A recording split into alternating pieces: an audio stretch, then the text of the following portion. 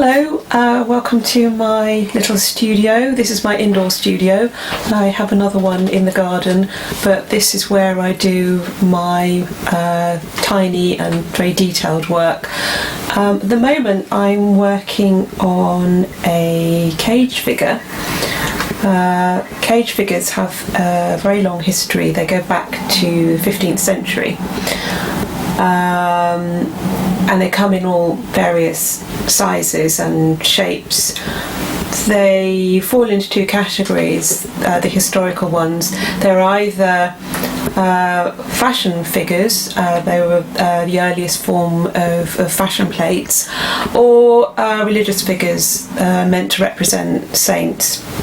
And they're called cage figures because they only have the top half of the figure, and the bottom half is a rudimentary cage over which a very elaborate dress or skirt would have been hung. I've taken that idea and I'm actually using some small decorative bird cages to create figures that tell a story. Making these figures requires so many different techniques and skills that I've had to learn in a very short space of time. To make the head, was originally created in clay, from which I made a mould so that I can cast several of these, and she's been cast in jasmonite, which is an environmentally kind sort of resin. The body's been built up with paper clay, which is a kind of beefed up papier-mâché really, and I've used papier-mâché also to make quite a few of the elements that are going to go into this figure, and some other figures as well. I've got various bits and pieces on my table at the moment which relate to more than one piece.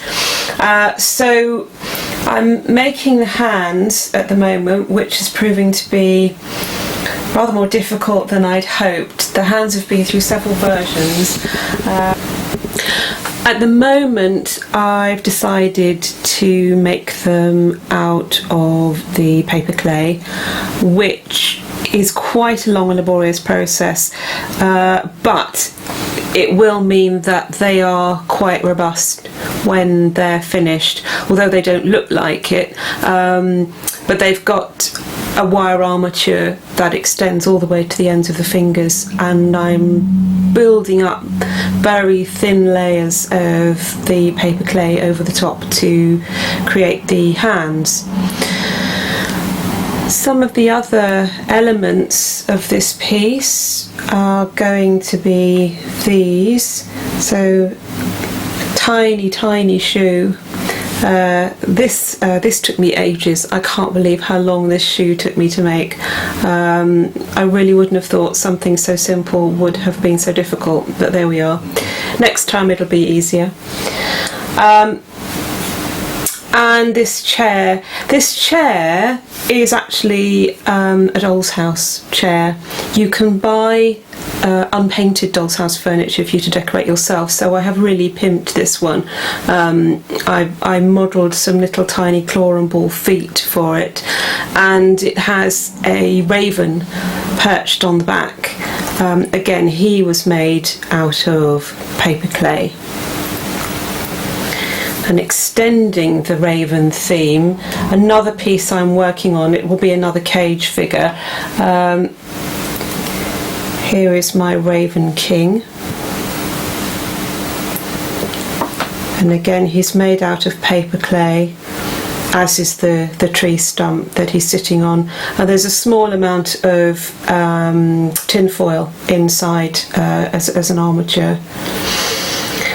And his little acolytes, there's a whole set of little tiny crows and ravens that I've made. Again, they're made out of paper clay, and they have little tiny wire feet, and hopefully they will all be able to stand up on their own. Yes. So there we are. That's what I'm working on at the moment.